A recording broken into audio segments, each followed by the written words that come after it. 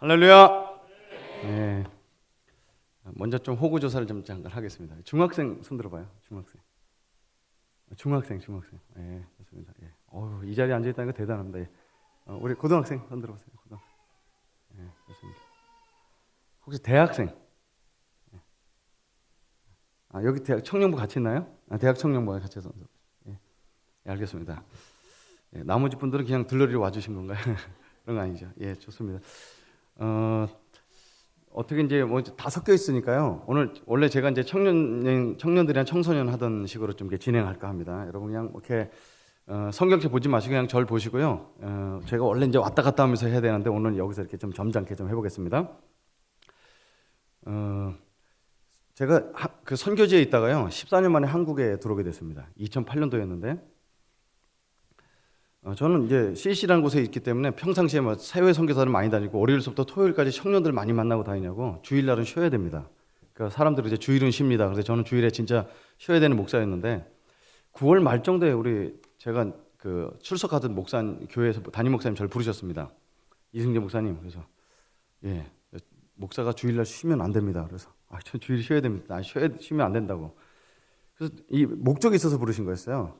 왜 그러신가 봤더니 이 고등부, 중등부하고 고등부를 그때 나눴답니다. 몇 명 되지도 않지만 이렇게 발전되기 위해서 나눴는데 교회는 이제 조립식 건물이었거든요. 이게 나눴는데 고등부를 담당한 전도사님 세웠는데 학생들은 좀 마찰이 있어서 좀 싸우다 그만두고 나가셨답니다. 그래서 10월달, 11월, 12월 이게 3개월만 이제 고등부를 맡을 사람 찾는데 어제 전도사를 따로 구하기 어려우니까 저보고 맡아달라고 그래서 맡게 됐습니다.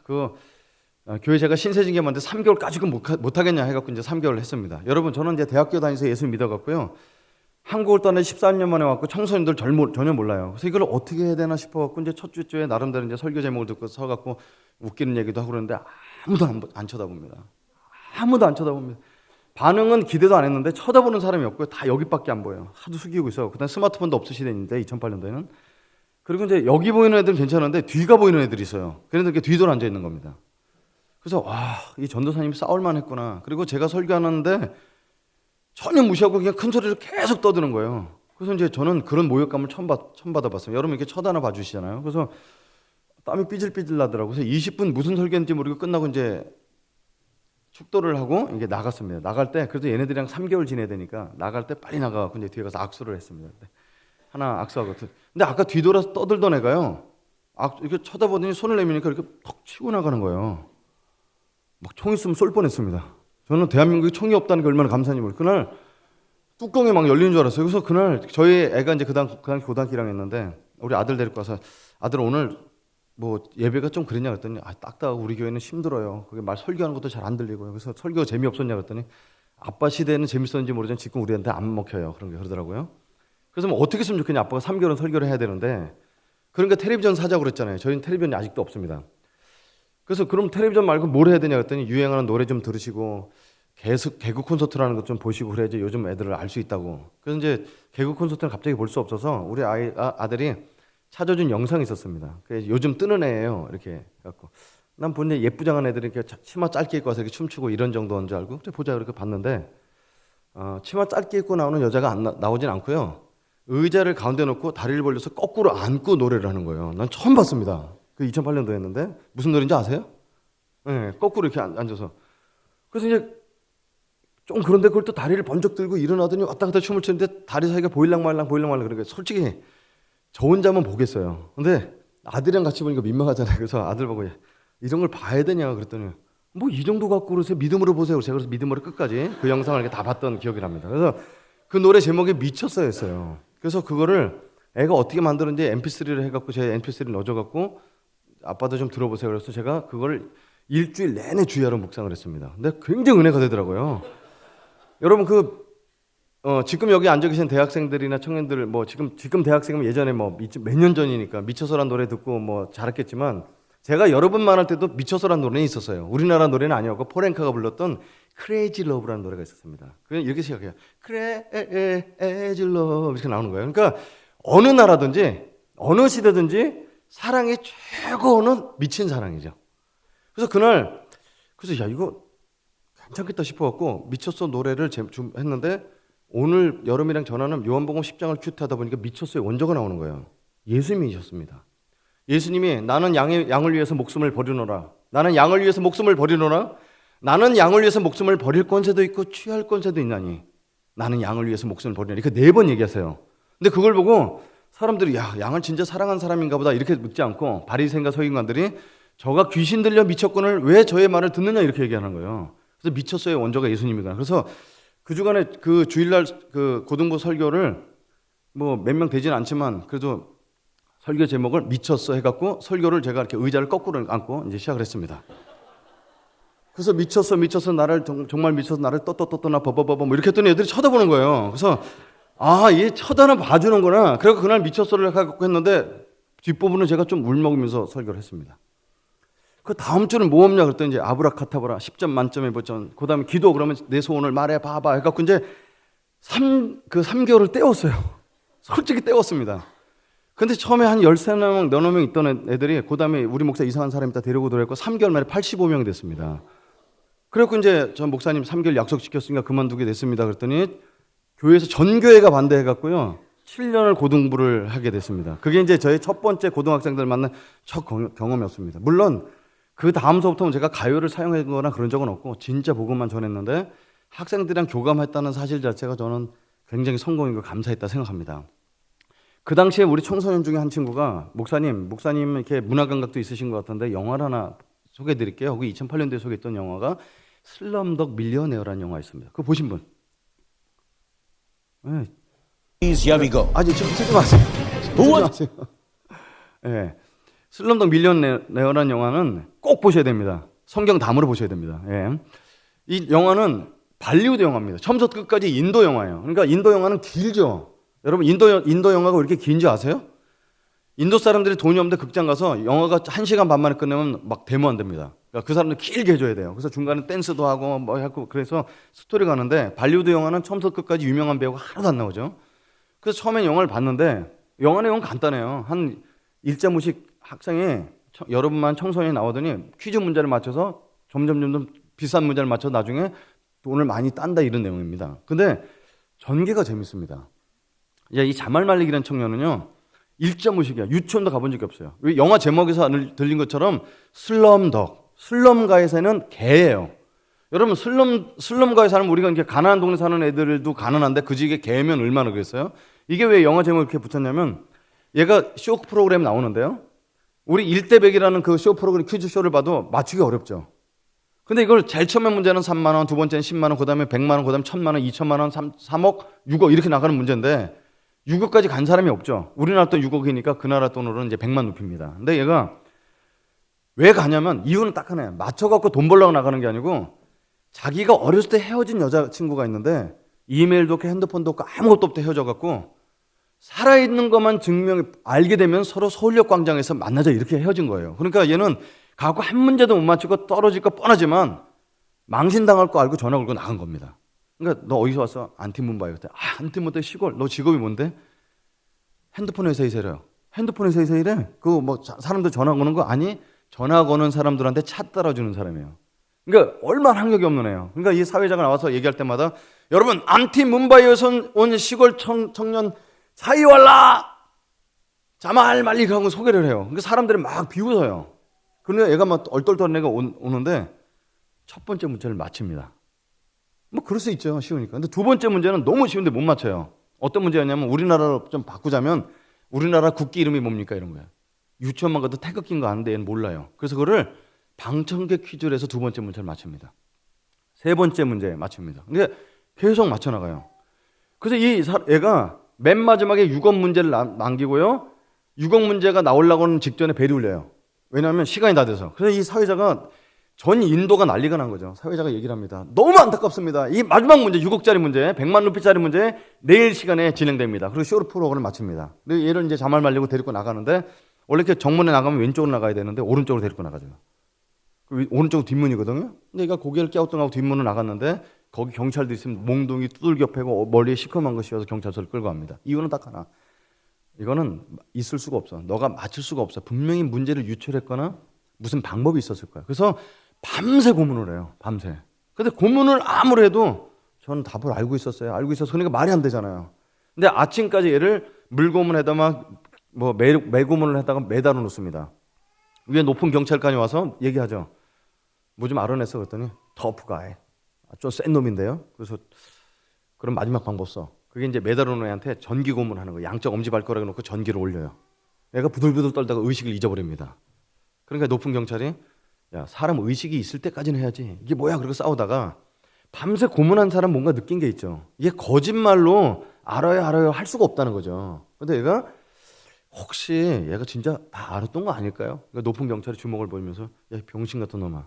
변호사도 의사도 교수도 1,000만 원짜리가 문제까지 간 적이 없는데 얘는 저 슬럼 덕이 3억 원짜리까지 맞췄다는 말이 되냐? 그러고 있는데 대롱대롱 매달렸던 자말 말리기에 피를 토하면서 정신이 돌아옵니다. 그리고 한마디 날려요. I knew the answers. 난 답을 알고 있었어요. 그러면서 영화가 막 진행되는 거예요. 그래서 이 친구들이 경찰관이 얘를 어떻게 맞췄을까 해서 방송국에서 비디오 테이프를 어제 녹화한 걸 가져다가 거꾸로 돌려봅니다. 자, 이 문제 어떻게 맞췄어?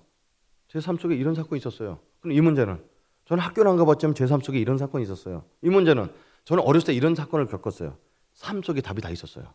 제가 첫 번째 문제 어떻게 맞췄죠? 영상 준비됐죠? 첫 번째 문제 어떻게 맞췄는지 한번 보겠습니다. Here we go.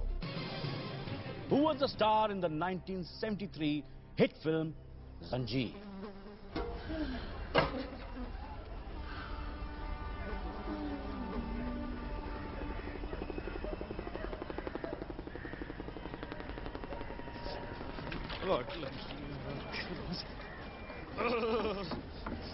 ये ले पैसा ले पैसा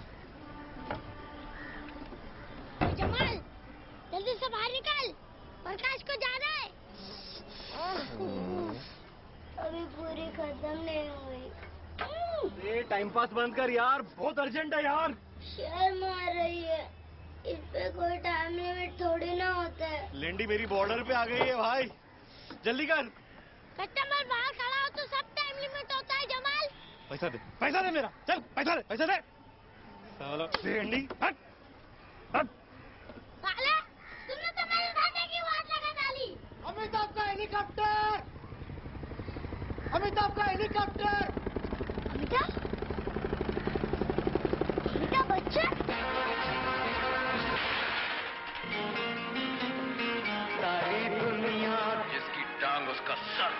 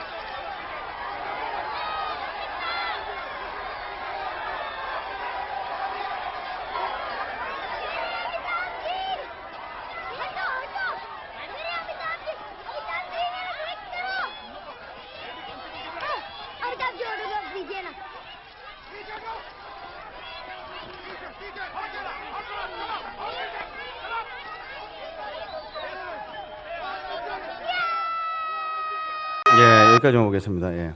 제가 퀴즈를 낼게요. 1973년도 인도를 데이트를 쳤던 영화 잔지르의 주인공 이름은 뭡니까? 아미타브, 우리 만나본 적도 없는데 알죠? 예, 이 간접 경험을 통해서.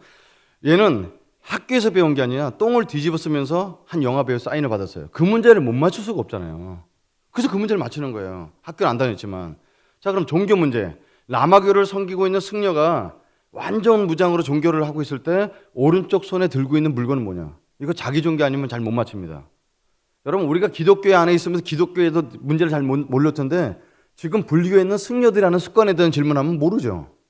근데 얘가 맞춰요. 왜 그러냐면 어렸을 때 자기 동네에 무슬림하고 이제 힌두교하고 싸움이 일어났는데 무슬림들이 들어와서 마을을 불지르고 막 사람 죽이는데 어머니가 몽둥이를 맞아 죽습니다. 그 장면을 목격하고 무서워서 도망치다가 막다른 골목을 맞았는데 거기 조그만 애가 라마교를 섬기는 애가 완전히 얼굴에 페인트 칠 다 하고 이렇게 다 하고 있는 장면이 떠올라요. 오른쪽에 장면을 떠올려 보니까 ABCD 중에 활과 화살 이걸 맞춥니다. 종교 문제 맞춰요. 그다음에 쭉 나오다가 이제 이런 문제도 나와. $100짜리에 그려져 있는 사람 얼굴은 누구냐? 우리는 신사임당에 5만 원짜리 그려졌다는 건 다 알아요. 근데 $100짜리 뭐예요? 그렇게 써고 다니도 몰라요. 근데 얘도 알 수가 없죠. 자기는 알았던 천루피도 못 만져보는데. 근데 어렸을 때 어떤 일이 있었냐면 앵벌이를 하다가 그 깡패들이 돈을 거두어로 시키잖아요. 근데 깡패들이 머리를 씁니다. 이렇게 벌어갖고는 많이 못 벌겠다 싶어서 아이디어를 내는데 아이들한테 노래를 시켜요. 노래를 잘하는 애들은 가수를 시켜준다. 그래서 애들이 열심히 노력하는데 이 자만말 때 엔트리 넘버 2였어요. 그러니까 막 노래를 하고 이제 1번 노래 불렀던 거 밖에서 이제 기다리고 있습니다. 밖에서 연습 노래를 하고 있는데 그 형이 이렇게 왔다 갔다 하면서 애들을 데리고 가주는 역할을 하고 있었는데 첫 번째 애가 노래를 하는데 너무 잘해요. 노래 잘하면 가수를 시켜주는 게 아니고 이 깡패들이 뒤에서 눈짓을 합니다. 그럼 노래 잘해서 합격 그러면은 마취를 시켜요. 그래서 쓰러진 다음에 눈을 까갖고 거기다가 이 납을 녹인 걸 갖다 부어버립니다. 장님을 만드는 거예요. 이유는 그거예요. 노래 잘하는 애를 뽑아서 장님 만들어서 노래 시키면 길거리 돈을 더 많이 버니까. 그것도 모르고 자말은 또 계속 2번 준비하고 있는데 형은 알죠. 얘가 노래를 잘하니까 분명히 장님 될 거다. 그래서 데리러 가는 척하고 그 자리에 도망칩니다. 온갖 사람들 다 쫓아왔는데 그걸 겨우겨우 도망쳐서 살아요. 그래서 먹고 사는 방법이 외국에서 오는 사람들한테 이렇게 막 가이드 해주는 거예요. 일자 무식이지만 막 브로큰 잉글리시 써가면서. 그러다가 그 동네 애들한테 맞아요. 그러니까 미국 사람이 자기 가이드가 맞으니까 미안해서 팁을 준 게 $100짜리였어요.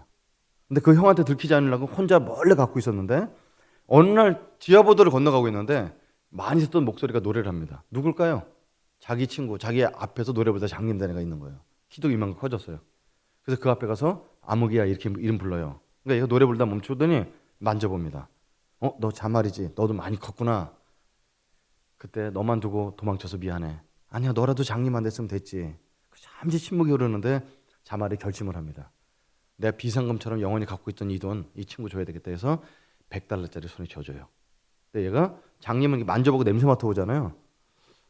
이거 우리나라 돈 아닌데, 그러니까 얘가 얘기해요.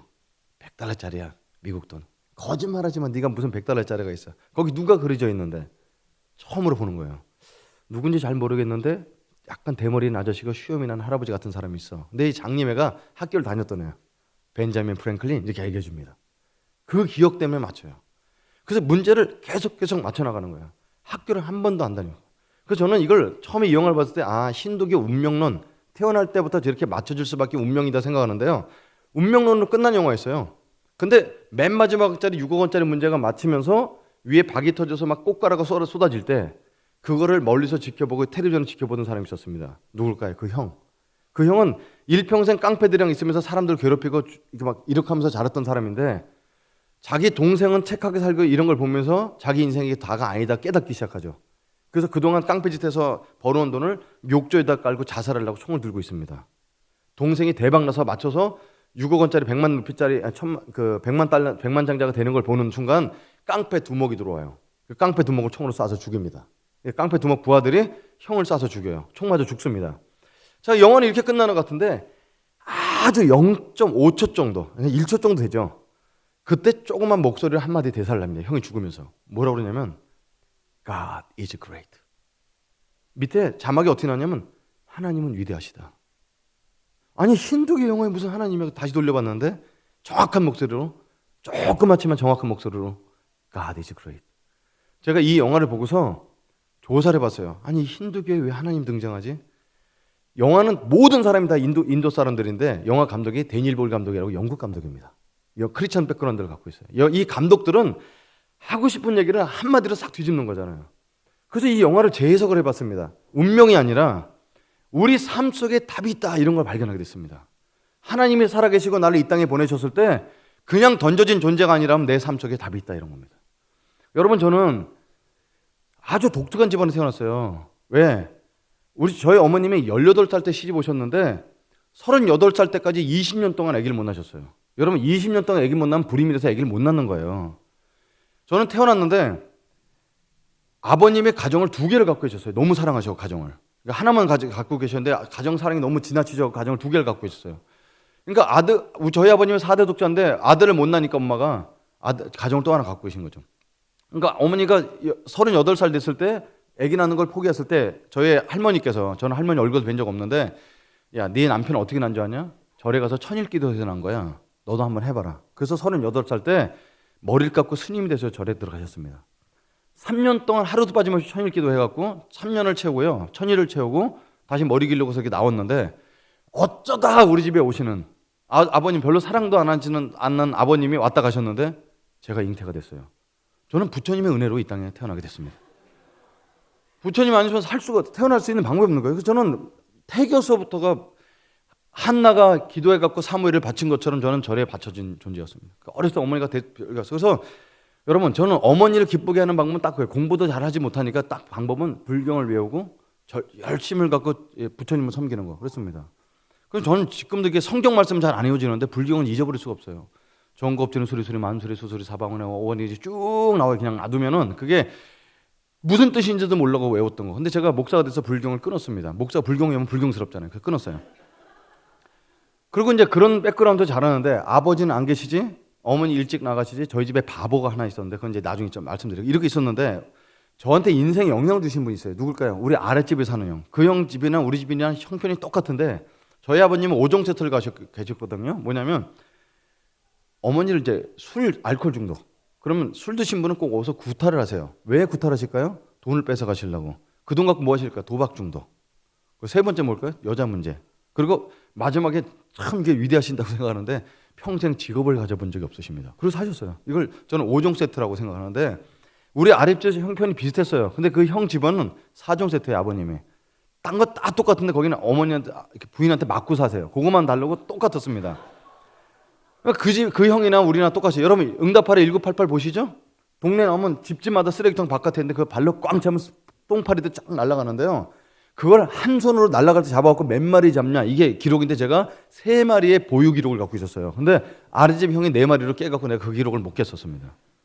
근데 이 아랫집 형이, 그 집도 2대 독자, 나도 5대 독자니까 뭐 아들이 없잖아요. 그 허영호재로 지냈어요. 그래서 그 형한테 남자가 반드시 배워야 될 여러 가지 것들을 배우고 있습니다. 술과 담배와 당구와 본드까지 그 형님한테 4종 세트 다 배우게 됐습니다. 그러니까 그 동네에서는 거의 본드하고 살고, 이거 술 담배는 누구나 기본으로 했거든요. 근데 이제 뭐가 인생에 걸리냐면 그 형이 고등학교 2학년 때 되더니 정신을 딱 차리더니, 승재야, 나 이제 본드 같은 거 안 하고 공부한다. 아니, 세상에 형이 공부해서 대학 가면 내가 10손가락에 장을 짓는다 그랬어요. 근데 2년 딱 공부하더니 한양대학교 전기공학과 합격을 하는 거예요. 그걸 딱 들고 왔어, 한양대학교. 말도 안 돼. 근데 어떤 생각 드냐면 나도 할 수 있다, 이런 생각이 들더라고요. 그래서 고등학교 1학년 겨울방학 때 마지막으로 한번 본드 딱 하고 딱 끊고 새 인생을 살기로 해서 독서실에 들어갔습니다. 2년 공부를 딱 했어요. 뭐 나라도 못해? 근데 깨달은 게 있죠. 사람이라는 게 다 IQ라는 게 차이가 있다는 걸 깨닫게 됐습니다. 한양대 근처도 갈 수가 없었습니다. 그래서 이제 고등학교 졸업한 다음에 갈 데가 없으니까, 돈도 없으니까 재수를 못 하는데 독서실에서 아르바이트생을 구하는 거예요. 그 당시 뭐냐면 문 앞에 서 있어주는 거. 그래서 제가 그걸 했어요. 고등학교 졸업하자마자 거기 앉아서 할 게 없어서 맨날 공부하던 게 재수 비슷하게 했습니다. 그래서 한 20점 정도가 그 당시에는 연합고사라는 점수가 올라갔고 하는데 한양대학 전기공학과 못 넣고요. 뭐 K대 무슨 전기공학 그래서 넣는데 떨어졌습니다. 뭐 안 돼요. 그래서 나는 적성검사 문과 이과 모릅니다. 무조건 전기공학. 그 형이 갔으니까. 그래서 그렇게 가려고 했는데 삼수는 할 수 없고 이제 어디 공장이나 취업해야 되겠다 그러는데 뉴스를 보게 됐습니다. 여러분 뉴스를 보시기 바랍니다. 뉴스를 봤는데 아나운서가 나오는 거예요. 여러분 내년도에는 입시 제도가 바뀌기 때문에 재수하면 너무나 불리합니다. 이렇게 얘기하는 거예요. 그래서 사람들이 하향 지원할 것을 염려를 하는 뉴스를 했어요. 아, 이럴 때 난 배짱 지원 한번 해봐야 되겠다. 그래서 그 당시는요, 후기 대학 중에서는 후기 대학이 하버드 대학이라는 데가 있어요. 그 명지대학교입니다. 그리고 명지대학교 전기공학과는 서울대, 연세대, 명지대 이렇게 이 세 학교가 모여서 이게 막 그 학술제를 하고 그럴 때 했어요. 명지대학 전기공학과 너무 유명해서 거기를 지원했습니다. 될 수가 없는 데죠. 거기는 서울대 떨어진 애들 이렇게 오는데, 그런데 마지막 날까지 해갖고 65명 모집하는데 67명이 왔어요. 좀 이게 강단상에서 이름 용어 쓰면 좀 그렇지만 청소년 용어로 완전 쪽팔리게 생긴 거예요. 왜냐하면 2명 떨어질 때 분명히 떨어질 게 많잖아요. 그래서 제가 어떻게 했어요? 간절히 부처님께 매달려서 한 1000배를 드리고 부처님 내가 이것만 붙여주시면 부처님께 영원한 제 삶을 바치겠습니다. 그리고 1,000배를 드리고 주머니에 있는 100원짜리를 들고 명지대학교 갔어요. 땅에 묻고 거기다 3번 절하고 집에 갔습니다. 거의 뭐 재물을 바쳐야 되잖아요. 여러분 어떻게 됐을까요? 합격했습니다. 합격했습니다. 그래서 부처님께 가서 정성이 이게 사람이 화장이 들어갈 때하고 나하고 때 다르더라고요. 붙여달라 때는 1,000번 했는데 감사하다고 300번 절하고 이제 나가고 오리엔테이션을 갔는데요. 전 태어나서 처음으로 목사를 봤어요.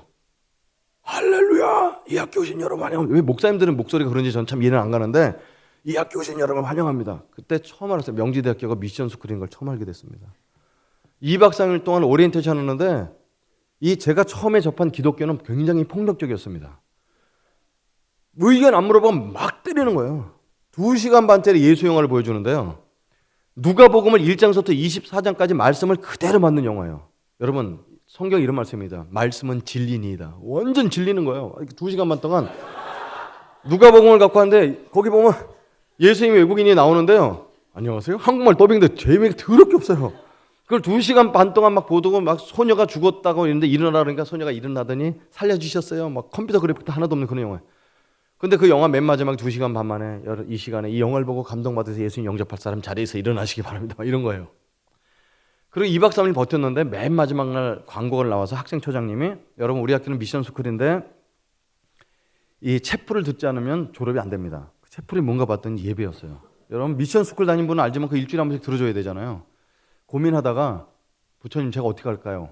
근데 부처님은 아무 응답을 안 했어요. 20년 동안 저를 1,000배씩 3,000배씩 해도 응답을 안 했어요. 부처님은. 그래서 어떻게 할까요? 그래서 이 부처님 뜻대로 왔는데 제가 그만둘 수 없겠죠. 대신 이 미션 스쿨 다니더라도 제 믿음을 지켜주세요. 이렇게 기도를 하고 체프를 참석하기로 했어요. 저는 어디 가든지 맨 앞자리에 앉아요. 앞자리에 앉아서 찬송가도 열심히 부르고 뭐 정서의 한명에 도움이 되더라고요. 그리고 이제 하나님은 사랑이십니다. 그럼 받아 적어야 되는데 저는 부처님 자비로우시다. 이렇게 불교용어로 좀 바꿔가면서 꾸준히 들었어요. 저는 하면 꾸준히 합니다. 근데 5월 21일 날인데요. 제 일기장에도 써놓은 날인데 여러분 대학 가보시면 알겠지만 5월 달쯤 되면은 대학에 재밌는 게 다 끝나요. 미팅도 끝나, 중간고사 끝나, 축제 끝나. 이제는 방학만 남은데 그때쯤 되면 고3 때가 더 재밌었다 이렇게 느껴질 때입니다. 5월 21일 날 체풀 끝나고 이제 나가려고 그러는데 그때 전기전자 기계공학 학생들 한 300명 정도가 앉아서 예배를 드리고 있다가 나가는 거예요. 막 밥 먹으러 가냐고 막 돼지 새끼들처럼 꾸역꾸역 몰려나가는 거예요. 그래서 아유 난 안 나간다. 그래서 맨 마지막에 천천히 출석표를 내고 나가는데 뒤에서 누가 부르는 겁니다. 형제님 이거 기독교 용어인데. 그래서 나는 아니겠지 하는데 형제님 돌아봤어요. 아무도 없고 딱 한 사람 서 있는데 처음 보자마자 알았어요. 딱 예수 믿게 생긴 사람 있잖아요.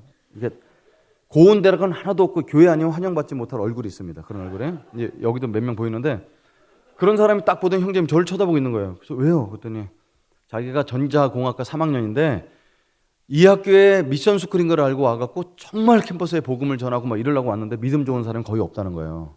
그래서 3개월 동안 저를 관찰했는데 한 번도 채플 빠지지 않고 맨 앞자리에서 찬송 크게 하고 딴 대출도 안 하고 내가 그동안 기다렸던 형제님입니다. 아주 황당한 경험을 한 거죠. 저 불교입니다. 그래서 불교가 왜 채플 참석하냐? 부처님의 자비하심을 듣습니다. 그리고 이제 둘이 좀 이렇게 논쟁했어요. 형제님 성경책 읽어보세요. 불경 외울 줄 알아? 불경 읽어보세요. 그럼 막 계속 있었는데 이분이 이제 시간 한 10분 정도 얘기하다가 그러면 하나님에 대해서 내가 잘 말씀드릴 테니까 수업 끝난 다음에 기도학생회로 오라고. 기도학생회라는 동아리가 있는데 자기가 거기 회장이래요. 알겠습니다. 가죠. 그리고 수업 끝난 다음에 가긴 뭘 가. 제가 용인의 명지대학교 다니까 빨리 뛰어내려가 앉아갈 수 있어요. 막 뛰어내려서 동대문행 가는 버스를 딱 앉았는데 그게 떠오르지 않은 애들 약속이 떠오르는 거예요. 내가 간다고 그러는데 기다리면 어떡하지? 여러분 제가 스쿨버스 타러 내려갔다까지 갔는데 학생회관에 갔을까요? 안 갔을까요? 갔죠. 내가 불교인이라는 거 얘기 안 했으면 안 갔어요. 근데 이 사람이 불교인인 걸 알고 기다리는데 내가 불교인이 안 가면 완전히 불교를 똥으로 할 거 아니에요. 그래서 부처님 영광을 가리지 않으려고 거기를 갔어요. 부처님 영광을 이제 갔죠. 근데 갔는데 학생회관 4층 올라가 봤는데요. 제가 너무 상식이 부족했던 거예요. 나는 십자가 이렇게 그려져 있는 어떤 문짝 하나 보일 줄 알고 갔는데 캠, IBF, 예수전도단, CCC, 기독학생 뭐 이렇게 많은 거예요. 그래서 뭐 이렇게 많지? 그래서 어딘지 들어가는지 왔다 갔다 하다가 CCC라는 글자를 봤는데 그 밑에 해석을 해놨어요. 제가 영어를 못해서 그런지 해석을 해놨더라고요. 한국대학생 선교회. 맨 뒤에 두 글자가 교회잖아요. 교회 이름이 참 길다. 여긴가 보다. 그리고 똑똑 두들겼는데 들어오세요. 그래서 딱 열어봤더니 그 남자가 없어요. 남학생 셋에 여학생 한 명이 이렇게 노래 부르다가 제가 문을 여니까 잠깐 노래를 멈추고 저를 쳐다보는 거예요. 죄송합니다. 제가 찾던 사람이 없네요. 근데 그 사람도 그냥 안 놔두고 여기까지 한 해 버리세요. 앉으시라고. 그리고 막 끌고 가도 막 앉혀놓는 거예요. 신천지보다 센 것 같아요. 아무튼 그 막 앉혀놓더니 갑자기 묻지도 않고 주의 사랑으로 환영합니다 하고 나도 갑자기 이렇게 하고 계속 이제 쳐다보고 있다가 노래가 끝나서 저 가도 되나요? 했더니 안 됩니다.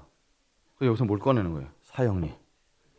4명이서 하나님의 형제님을 사랑하시면 계속 이거 계속 듣고 있었어요. 근데 아무 소리 안 해도 그냥 지네들이 읽더라고요.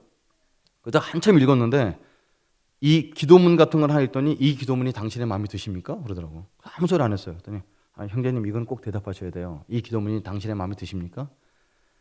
그거 들을 사람이 세상에 어디 있어. 근데 그 4명이 앉아있으니까 그 대답을 하기가 좀 그렇더라고요. 그래서 이렇게 하고 있다가 눈을 들었는데 남학생 셋은 누군지 기억 안 나요. 근데 그 여학생이요. 그동안 제가 나이트클럽이나 이럴 때 볼 수가 없었던 여자예요. 눈썹이 짧고요.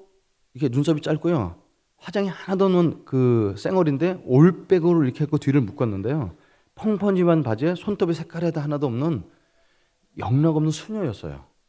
그래서 난 이 사람 이 수녀가 이 학교를 다니나 보다 그러고 조금 그렇게 호기심 갖고 있었는데 수녀랑 눈이 마주쳤는데 수녀가 굉장히 활짝 웃으면서 이러는 거예요. 세상에 그걸 거절할 남자가 어디 있습니까? 그래서 예수님을 영접하고 집에 갔습니다. 완전히 거짓말 영접한 거지. 기도문 따라해서 따라하고 집에 갔는데 그날 동창회가 있어서 필름이 끊어져서 어디서 잤는지도 기억도 안 나는 날인데 일주일 뒤에 나한테 사형리 읽어준 그 국문과 3학년 선배님이 저를 찾아왔습니다. 그분은 인문관에 있고 저는 공대 건물에 있으니까 올 일이 없는 사람인데 수업 끝났는데 저 뒤에 서갖고 막 기뻐하면서 손을 흔드는 거예요. 그래서 형 왜요? 그랬더니 예수님을 지난주에 영접하셨죠. 원래는 예수님이 영접하신다 하면 24시간 내로 제가 다시 만났어야 되는데 오늘 너무 늦게 왔습니다. 이러는 거예요. 안 오셔도 되는데 했더니 아니에요. 꼭 만나야 돼요. 그리고 앉은 자리에서 새생활 시작 시리즈라는 1권을 공부했습니다. 저는 불경은 참 묵상하고 막 벽 보고 이렇게 화두를 하나 갖고 묵상을 그러거든요. 근데 기독교 성경 공부는 되게 쉬웠어요. 문제가 예수님은 누구십니까? 내가 어떻게 알아요? 근데 가로에 뭐라고 써 있어요. 그걸 찾아주는 거예요. 읽어보면 예수님 하나님의 아들 이렇게 써 있습니다. 그럼 정답인가 보다 싶다. 하나님의 아들이요. 그러면 그렇게 잘하냐고 성경 공부를 그래갖고 쓰라고 그래서 제가 문제 10문제를 다 맞췄어요. 그래서 나를 격려해 주길래 내가 진짜 성경 공부 잘하는 줄 알고 그걸 3주를 했어요. 나도 미쳤죠. 그래서 3주를 나간 거예요. 너무 열심히 해주니까. 그래서 나는 내가 진짜 잘하는 줄 알았는데 알고 봤더니 이 사람 말투가 그런 거예요. 맨날 잘했다. 3주를 하고 나니까 재미가 없어요. 1대1로 만나니까 뭘 못 나가니 그 수녀 같은 사람 이름 못 만나잖아요. 그래서 그 형한테 여자를 좀 소개해 주세요. 이렇게 좀 그럴 수는 없죠. 저도 기독교 그 양심 있는데. 그래서 뭐라고 둘러댔냐면 형 1대1로 만나는 거 너무 좋은데요. 혹시 이렇게 다 같이 만나는 이런 거 없습니까? 근데 그 형이 눈이 조그만 형인데 이렇게 눈이 커지면서 너무 놀라는 거예요. 내가 많은 사람이랑 성경 공부했지만 이렇게 믿음이 빨리 자라는 형제는 처음 봤다고 너무너무 좋아하는 거예요. 그래서 그날 정기 모임 처음 갔어요. 그랬더니 지난번에 잘못 찾아간 동아리 이름에 14명이 앉아서 난 충격이 남자들이 막 이러고 앉았는데 막 너무 힘들었어요. 근데 그래도 좋은 게 뭐냐면 이러다가 옆에 사람 손 잡는 동작이 있어요. 이야. 그래갖고 수녀 옆에서 한번 잡아봤는데 여러분 일반 여자는 너무너무 달라요. 예수 믿는 여자는 쫄깃쫄깃 그 감촉을 잊을 수가 없습니다. 그래서 이거 괜찮다 기독교. 그래갖고 이제 하고 있었는데 그날 뭘 광고를 하냐면 딱 이 사이즈는 요만했어요. 딱 요만한 건데 그랬더니 쭉 나눠주는 거예요. 봤더니 남녀 대학생들이요 배낭을 메고 가고 있는데 뒤에서 찍었는데 줄이 끝이 없어요. 이게 뭐예요? 그랬더니 전국 대학생 수련회라고 대학생들이 모이는 거래요. 그 몇 명이 나가는데 그랬더니 10,000명이 모인다는 거예요. 제가 전기공학과죠. 10,000명? 최소한 5,000명은 여학생일 거다. 이런 생각 들어서 형 이거 가도 돼요? 그랬더니 이거 오라고 주는 거라고. 얼마에? 12,000원. 4박 5일에 12,000원이에요. 그래서 엄마를 졸라갖고 적선 한번 하시죠. 그래서 12,000원 받아갖고 그 다음날 등록을 하고 그 수련을 기다렸어요. 그래서 분명 얘네들 밤에 한번 캠프파이어 하다가 노래 부르려면 할 거다. 그래서 윤수일의 아파트하고 내게 사랑은 너무서 이게 두 노래를 처음엔 센 노래를 부르고 그 다음에 발라드 풍으로 여심을 잡으려고 준비하고 갔습니다. 내가 정말 정신 나간 놈이죠. 첫날서부터 1시간씩 서서 노래를 하는데요. 아는 노래가 하나도 없고 너무나 힘들어요. 그 김중건 목사님이란 분이 그 설교를 하는데 제가 볼 때는 완전 할아버지죠. 그 노인네는 입을 열면 2시간이에요. 안 끝나. 내가 기독교에 대한 두 번째 인상. 시간을 안 지킨다. 10시 반 취침인데 설교가 10시 반에 안 끝나. 그리고 끝난 다음에도 막 그 아스팔트에서 무릎 꿇고 기도하고 숙소 들어가서 또 오늘 은혜 받은 거 나는데 잠을 안 재워요. 이런 데는 처음 봤어요. 그리고 밥을 먹을 때도 뭐 외워해 주는 거야. 그러니까 밤에 자는데 그 예전에는요, 지금은 콘도미니엄에 사는 옛날 때는 라면 박스 같은 걸 나눠줬어요. 날씬하면 2장, 뚱뚱하면 3장 주더라고요. 저는 뚱뚱한데 3장 주더라고요. 덮고 자는데 잠이 안 오는 거예요. 어쩐지 싸더라. 12,000원에 먹여주고 재워주고. 그래서 첫날 보내고 둘째 날 보내고 할수록 점점 사색이 돼갔습니다. 화장실에 담배 피우는 사람들이 여기 담배 피우면 안 된다고. 권해도 피우는 사람 없고. 술은 꺼낼 수가 없었어요. 그래서 3일째 저녁 때 너무 참기 힘들어서 난 내일 간다. 그리고 이제 숙소에 먼저 막 설교하거나 막 숙소 들어가서 자고서 아침에 일어나서 내 대리권 형한테 저 갑니다 그랬더니 왜? 그랬더니 가방 열어 보여줬어요. 제가 캡틴기 2병과 담배 한 보러 보여줬더니 이거 왜 갖고 왔냐고. 그랬더니 난 이거 한 잔 할 줄 알고 왔는데 먹을 새가 없다고. 그랬더니 한심하다 그런지 이제 가라고 그러더라고요. 아니 난 좀 잡아줄 줄 알았어요. 근데 가라고 그러더라고. 못 가. 가방 다 써갖고 이제 모자 내가 이렇게 파란색 테두리가 있는데 그걸 딱 옆으로 비듬이 가려고 그러는데 저희 숙소에 남자들이 20명이 같이 잤어요. 강의실에서 자는데 나가려고 그러는데 형제님들 이 승재 형제가 수련을 견디지 못하고 오늘 간답니다. 이 형제를 위해서 기도해 줬으면 좋겠습니다. 그랬더니 20명이 오는데요. 막 그 당시에 할렐루야 기도원이라고 이게 뭐 사람 이렇게 가둬놓고 때려서 죽이는 이런 기도원 같은 게 뉴스에 날 때였어요. 남자 20명 오는데 막 그렇더라고. 근데 때리진 않고 이게 다 손잡고 기도해 주는 거예요. 여러분 저도 기독교물 3일이나 먹었어요. 막 지랄 발광하듯이 막 침 튀고 난리 났어. 막 기도하고. 그래서 끝난 다음에 이 사람만 기도하면 마치고 가면 되는 줄 알고 이제 기다렸는데요. 막 별 소리 다 하더라고요. 이 사람 기도하고 가면 되는데 기도를 안 해요. 이 사람이 승재 형제 오른쪽서부터 돌아가면서 기도하겠습니다. 이게 좀 길어지게 생긴 거예요. 그래서 한 사람씩 기도하는데 내용은 똑같아요. 말투는 다른데 이 형제가 지금이라도 마음 고쳐먹고 남게 해달라고 기도하는 거예요.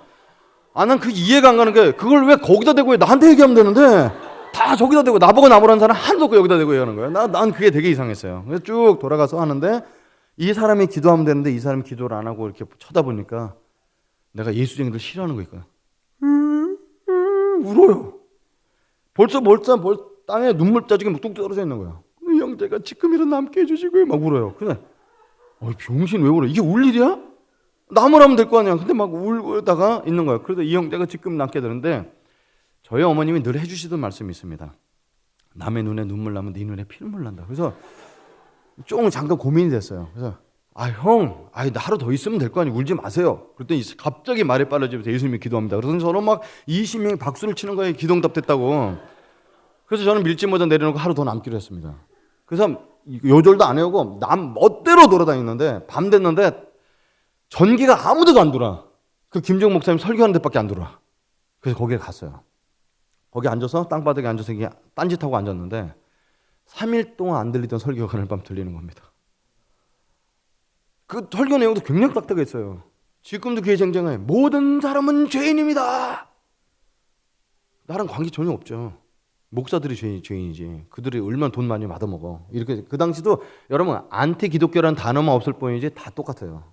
니들이 얼마나 돈 많이 받아. 사람들 뭐 맨미체 같은 거 돌리면 그 돈 다 가다가 목사 가져간다면 다 이렇게 생각하는 거죠. 계속 그렇게 욕하고 있는데 모든 사람이 죄인입니다. 그런데 성자일수록 참회력을 씁니다. 죄의 값은 사망입니다. 누구나 다 죄인입니다. 우리는 태어날 때도 죄인입니다. 아무리 예뻐도 미스 코리아 죄인, 박사는 박사 죄인, 다 지옥을 갈 수밖에 없습니다. 그런데 이 하나님의 아들 예수님이 우리를 위해서 대신 돌아가셔서 모든 사람이 그분만 믿기만 하면 죄를 용서받을 수 있으면 이런 얘기를 하는 거예요. 저는 사실상 이제 복음이라는 건데 그걸 처음 듣게 됐는데요. 아무렇지도 않았는데 내 마음속에 뭐가 있었냐면 아무도 모르는 나만의 완전 범죄가 있었어요. 그게 뭐냐면 저보다 6살 많은 누님이 우리 집에 있었거든요. 친척들만 알고 우리 동네 사람도 아무 모르는 사람이에요. 왜? 저보다 6년 전에 먼저 태어났는데 태어날 때부터 좀 잘못됐어요. 그래서 소아마비로 살았고요. 소아마비 고친다고 약을 잘못 먹여서 뇌가 굳었어요. 그래서 저희 누님이 26살 때 제가 재수할 때 돌아가셨는데 26년 동안 한 번도 길을 걸어본 적이 없고 밥을 자기 손으로 먹어본 적 없고 말을 엄마 아빠도 얘기해 본 적이 없어요. 생후 6개월 된 아이 키우니까. 제 역할은 뭐였냐면 그 밥 오는 날 밥 먹이고 똥 싸면 치워주고 하는 거였어요. 전 초등학교 3학년 때부터 집에 들어가면 앉아서만 평생 지내는 사람이니까 똥을 3일에 한 번씩 싸는데 사람이 언제 싸는지 모르죠. 근데 학교 갔다 집에 오면 냄새가 나면 쌌구나. 그러면 방에도 안 들어가 봐요. 겨울 같을 때는 주전자에다 물 끓여갖고 고무다라에다가 퍼갖고 미적지근한 물 갖고 해갖고 빨래비누 들고 하는 거예요. 냄새 제거는 빨래비누가 최고거든요. 그럼 다 큰 처녀의 바지를 다 벗깁니다. 똥을 쌌으니까. 그리고 손으로 다 긁어서 요광에 털어놓고 바지는 뒤집어서 바깥에 내놓고 그 엉덩이를 여자 하체죠. 그거를 몇 번 닦아줘. 비누칠해갖고. 그리고 바지를 입혀놓는 게 제일이었어요. 그러면 손에서나 이 몸에서 냄새나서 못 나가요. 친구들이 저랑 놀아주지 않으니까 그럼 벽 보고 있는 거예요. 불교에서 배운 게 벽 보고 묵상하는 거거든요. 벽을 보면 이 무늬가 이렇게 있는데 그 무늬가 똑같이 생겼잖아요. 그래 무늬 이렇게 합쳤다가 풀었다 이게 매지가의 원조입니다. 혼자서 그런 게 하는 거야. 그 10분, 20분쯤 하다 보면은 흐느낄 필요 없어 그냥 쭉쭉 나요. 그냥 그게 우울증 같은 거죠. 친구랑 놀 수도 없고. 그래도 제가 착하게 살았어요. 어머니한테 대든 거 없고. 왜냐면 우리 어머니가 불쌍하니까. 그러다가 고등학교 1학년 때 저는 책 같은 거 가져가는 게 없어요. 왜냐면 우리 바보 누나가 장난감이 없어요. 이렇게 책 주면 책 찢어갖고 노는 거고 종이 먹고 그럼 똥에 이 종이가 막 나와요. 그렇게 누나한테 책 주고 그랬으니까 저는 책을 가져가 본 적이 없는데 어느 날 내 숙제를 찢어놓은 거예요. 제가 학교 잠깐 깜빡 잊고 돌아갔다 다시 돌아왔는데 여러분 옛날 때부터 그냥 지나갔거든요. 그날은 그 전날 아버지가 들어서 어머니를 너무 굿하고 하고 막 이런 게 너무 복잡해서 그런지 나도 모르게 내 감정이 조절이 안 되는데 숙제를 찍고 있는 그 누나한테 발길을 차기 시작해서 오른쪽 벼시아닥에 왼쪽 시작대에 한 6번 돌려 때리고 발길서부터 지려갖고 그 장애인이 방어를 전혀 할 수 없는데 태어나서 처음으로 저한테 그래 맞았습니다. 그리고 맨 마지막에 팔 뒤꿈치를 세게 꼬집고 이 병신이 태어났고 난 친구도 안 왔고 아무도 못 때린다고 아버지에 대한 저주까지 다 품고 학교를 갔어요. 며칠 지났죠. 우리 집은 일주일에 한 번씩 그 바보는 옷을 벗겨서 닦였는데 다 벗겼는데요. 처음 등머리서부터 팔뒤꿈치가 시커먼 거예요. 얼마나 제가 때렸는지. 어머니가 깜짝 놀랐는데 전 모르는 일이라고 그랬어요. 어머니도 상상 못해요. 제가 누나를 때렸을 거라고. 그리고 일주일 한 달 지나가니까 먹는 자리가 없어지고 아무도 몰라요. 그래서 저희 누님은 제가 재수할 때 돌아가셨습니다. 그러고 나서 저는 대학교 들어가서 아무렇지 않게 살고 있는데 그 수련의 마지막 날 모든 사람은 죄인입니다. 모든 사람은 죄인입니다. 우리 양심이 우리가 죄인인 걸 말해줍니다. 그러는데 그 바보 누나를 때렸던 사건들이 막 여기서 터져 나오는데요. 감당을 못 하겠는 거예요. 여러분 저는 나중에 알게 됐는데 하나님께서 우리에게 믿음을 선물로 주시는데 믿음은 내가 서울대 갈게요. 유학 갈게요. 세계를 정복할게요. 이게 믿음이 아니에요. 진짜 믿음이 들어오면요. 뭘 알려주냐면 내가 죄인인 걸 알려줘요. 믿음의 가장 첫 번째 작용이 우리가 죄인인 걸 깨닫게 해줍니다. 그날 밤에 내 양심을 가눌 수가 없었습니다. 눈을 감았는데 나한테 따귀를 맞아서 입을 비틀면서 쳐다보고 막 덜덜 떠는 바보 아무 방어를 할 수 없는 장애인의 얼굴 떠오르는데 너무 힘들었습니다. 이 시간에 예수 그리스도 앞에 나오십시오. 그분만이 우리 죄를 용서해 주시는 유일한 분입니다. 바보 누나는 이미 죽었고 살아있다 할지라도 바보가 날 용서 못하잖아요. 그래서 부처님한테 미안하지만 예수님께 처음으로 그때 지푸라기 잡는 심정으로 손을 모아서 기도를 하는데요. 제가 불교인이었기 때문에 이마로 10번을 여기를 찍었어요. 왜? 나도 자해를 하고 대가를 받아야 된다고 이마를 10번 찍고 처음으로 입을 열어 기도했습니다. 예수님, 우리 바보 누나 천국 보내주세요. 아무것도 모르고 바보짓 하다가 나한테 맞은 것밖에 없습니다. 그리고 우리 누나 때린 거 용서해 주시고 저를 받아주세요. 이런 비슷한 기도를 하는데 기도가 안 돼. 여기서 막 터져 나오는데 눈과 코에서 물이 쏟아져 나오기 시작하는데 왜 아까 아침에 나를 손 붙잡고 기도하면서 울었던 그런 게 떠오르는 거죠. 그래서 막 감당을 못해. 옆에 사람이 어깨를 두들겨 주는데 누군지도 모르죠. 막 울고 있는데 이 시간에 예수 그리스도를 영접할 사람 자리에서 일어나시기 바랍니다. 그런데 나한테 얘기하는 것 같았어요. 그래서 그때 이게 예수님 만나는 것보다 자리에서 일어나서 예수를 만나게 됐습니다. 그날 밤에 들어서 혼자 자는데요. 딴 사람들이 그게 앉아서 막 얘기하더라고요. 기독교인의 세 번째 인상 뒷담화. 아까 저 승재 형제가 막 일어나더라고. 막 혼자 침대에서 벽 보고 있었어요. 그래서 까무룩 잠들었는데 아침에 일어났어요. 5시 반쯤 일어나서 딴 사람 잘 때 일어나니까 할 게 없잖아요. 이제 바깥에 나갔는데 밤새 비가 온 거예요. 그리고 아침에 해가 뜨는 동틀 무렵이었는데 제일 먼저 눈에 들어온 게 땅바닥이었어요. 여러분 아스팔트를 그 전주대학교가 가른 지 얼마 안 되는 모양이에요. 아스팔트가 검정색인데요. 검정색이 그렇게 예쁜 거예요. 여러분 검정색이 그렇게 예쁜 거 제가 2번 다시 본 적이 없어요. 너무 예쁜 거예요. 그래서 이게 물에 젖은 아스팔트가 너무 예뻐갖고 쭈그리고 앉아서 야, 검정색이 참 예쁘다. 검정색이 참 예쁘다. 혼자 중얼거리고 있었어요. 그 검정색이 이렇게 예쁘지? 그러면서 자리에서 일어났는데 나뭇 이파리들이 물에 반짝거리고 있는데 젖어갖고 햇빛에 반짝거리는데 가로서 저쪽 글까지 반짝거리는데 다이아몬드보다 더 반짝거렸고 바람에 가지가 흔들리는데 나를 향해 춤추는 것 같았어요. 내가 본드 끊은 지가 몇 년이 됐는데 왜 이러지? 아침에 막 그 속에서 터져나오는 거 뭐 세상이 다 깨끗해 보였는데요.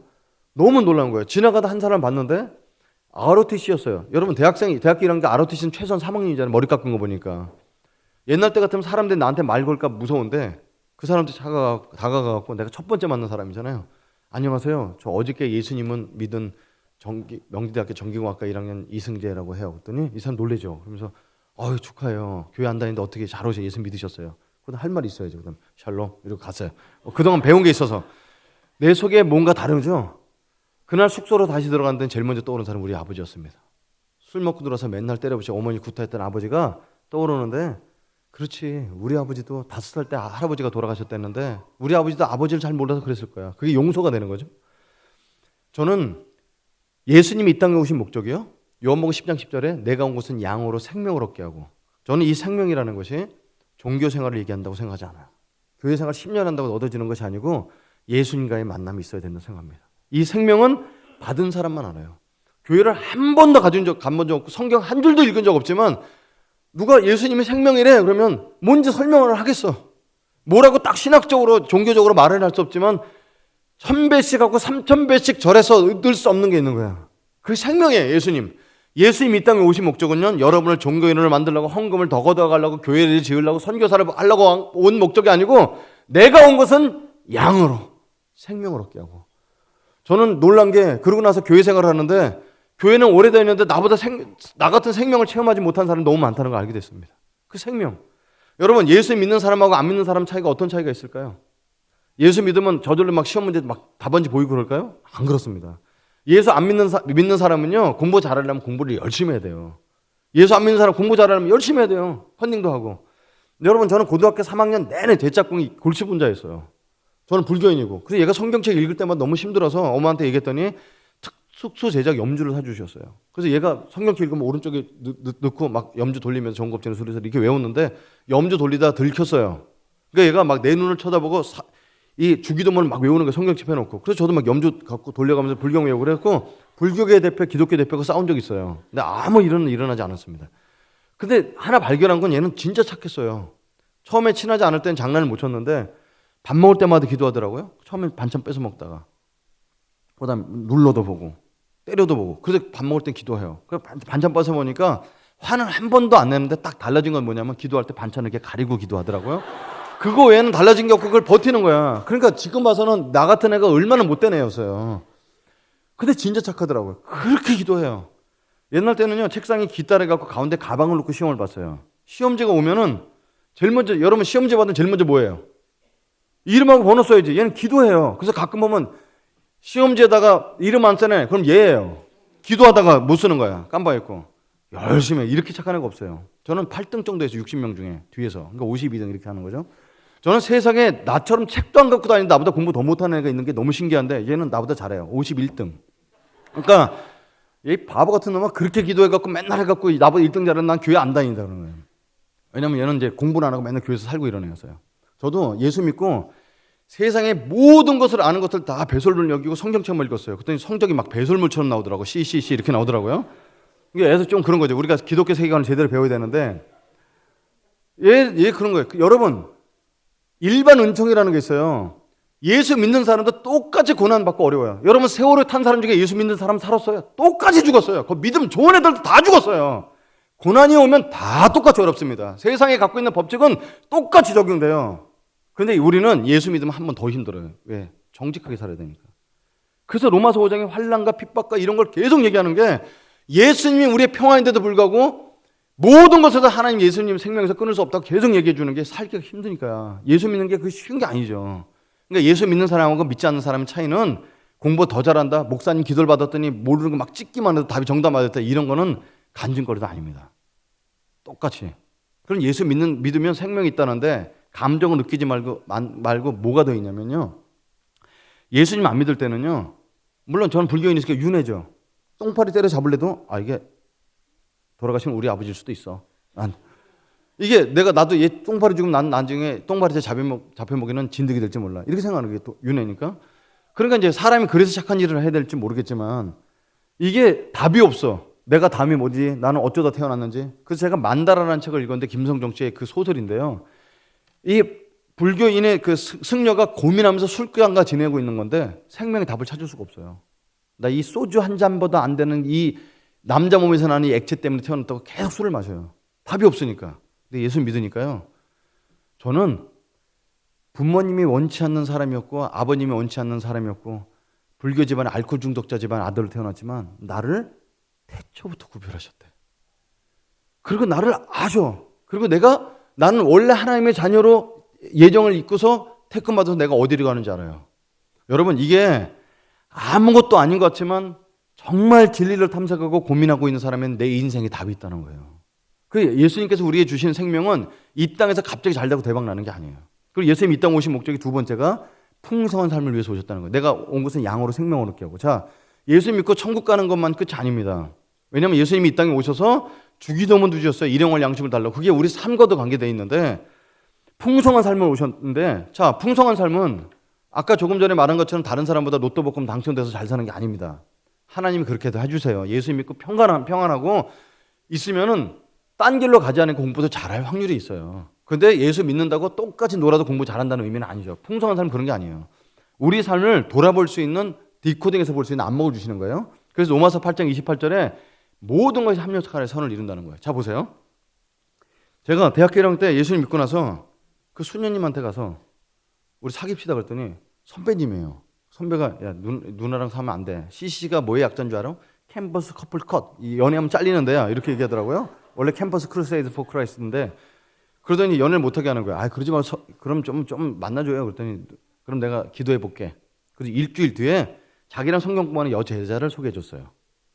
근데 데이트하자고 만났는데 성경 공부 1시간 하고 헤어지는 거예요. 알고 봤더니 내가 너무 믿음 없고 천방지축이니까 데이트라는 명목으로 성경 공부를 해주러 오는 거예요. 근데 여러분 그거 아세요?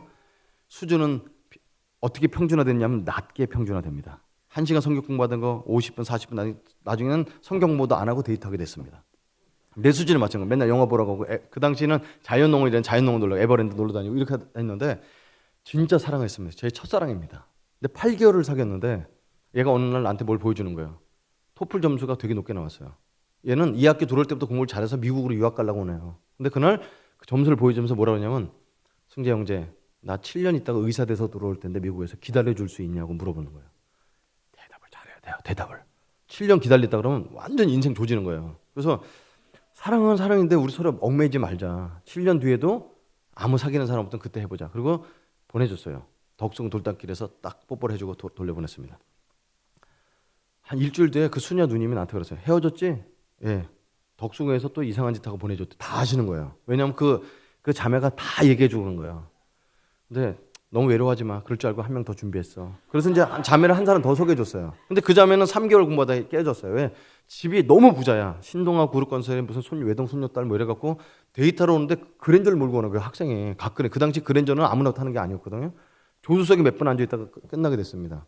그리고 대학교 4학년 때 한 자매를 더 사귀었는데 제가 CC 간사에서 선교사 된다니까 난 그런 삶을 못 산다고 헤어지게 됐어요. 너무 좋은 자매였어요. 그리고 간사 된 지 1년쯤 됐을 때 그 저를 맨날 옆에서 기도해줬던 그 수녀 누님한테 편지를 받았습니다. 7장짜리였는데 제 인생을 다 아시고 계시는 거죠. 형제는 너무 가능성이 많은데 참 이게 좀 부족하고 형제는 참 자매도 사귀고 매너는 있는데 성결하지 못한 게 문제고 저를 너무너무 속속들이 다 하세요. 그래서 앞으로 이렇게 훌륭한 사역자가 됐으면 좋겠습니다 하고 또박또박 편지를 써서 저를 멘토링 해주셨더라고요. 7째 편지에는 7장 7장에는 이렇게 시를 썼어요. 이 가을에는 기도하게 하소서 쭉 이렇게 시를 써놓고 맨 마지막에 4줄이 조금 달랐어요. 승재 형제를 소개해 줄 사람 지금도 찾고 있다고. 근데 너무 형제가 와일드하고 그래갖고 맞는 사람이 없다. 찾기가 되게 어려운데 나는 어때? 이렇게 썼더라고요. 여러분 그거 어떻게 하겠어요? 그래서 집을 찾아갔다요. 그랬더니 그렇게 당당하던 누님이 눈을 내려깔더라고요. 그래서 그 자리에서 프로포즈해서 지금 결혼해서 24년 됐습니다. 박수를 치는 사람은 이런 복을 받을지어다. 예. 여러분 그날 동아리 이름 잘못 들어갔던 그 사람이랑 만나서 거기서 예수님 만나고 배우자를 만났어요. 저는 뭐 과거가 있다 없다 숨길 필요가 없어. 그 사람 배우자들이 다 알아갖고.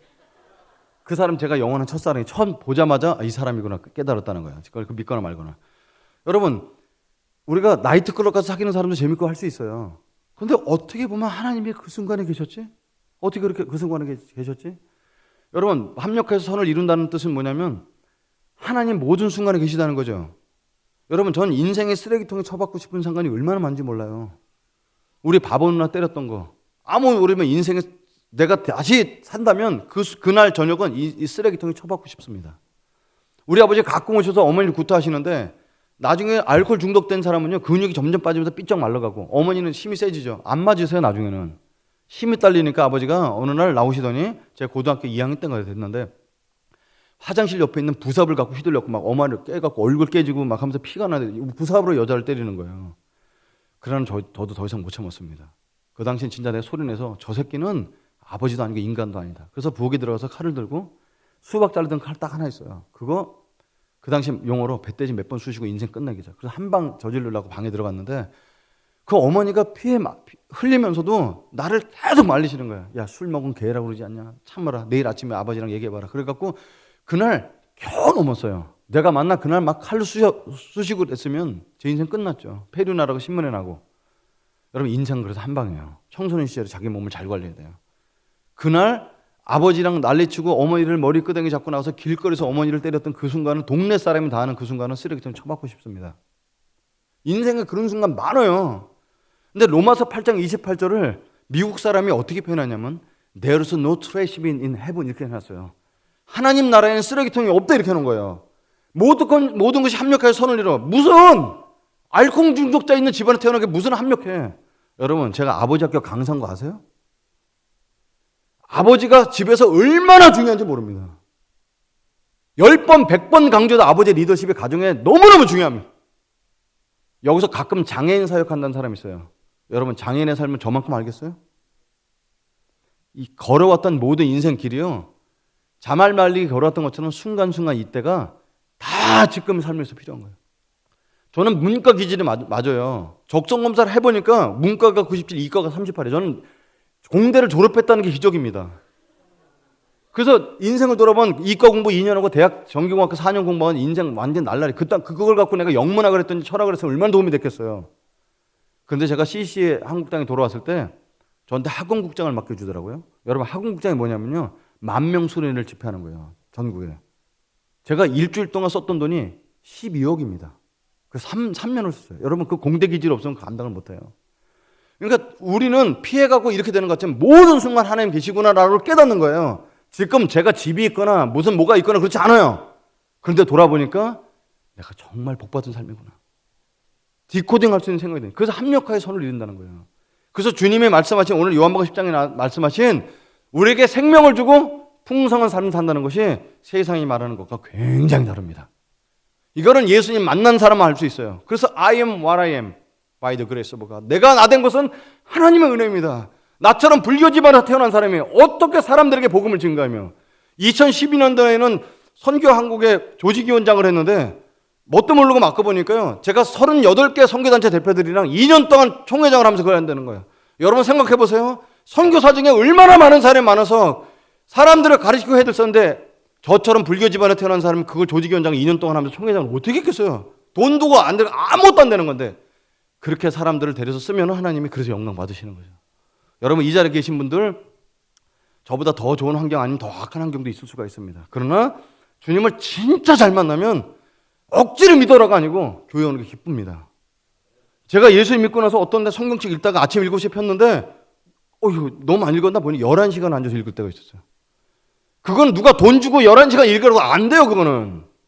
근데 하나님을 알지 못하고 교회 나와서 종교 생활하는 게 얼마나 힘든지 모릅니다. 생명 같은 소리가 안 듣는데 얼마나 짜증나는데. 근데 그게 좋아야 돼요.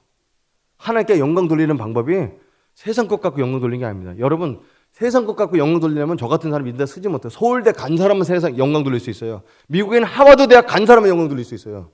근데 하나님 그렇게 영광 받으시는 게 아니라 하나님을 좋아하고 그리고 기뻐하고 하나님이란 분이 나한테 생명, 내가 원래 우주 먼지 같은 존재였는데 하나님의 형상 만든 사람처럼 만드시고 나한테 생명까지 주셨어? 그게 기쁜 거죠. 그래서 그건 부모님이 잔소리해서 되는 게 아니라 여러분 주님을 만나야 됩니다.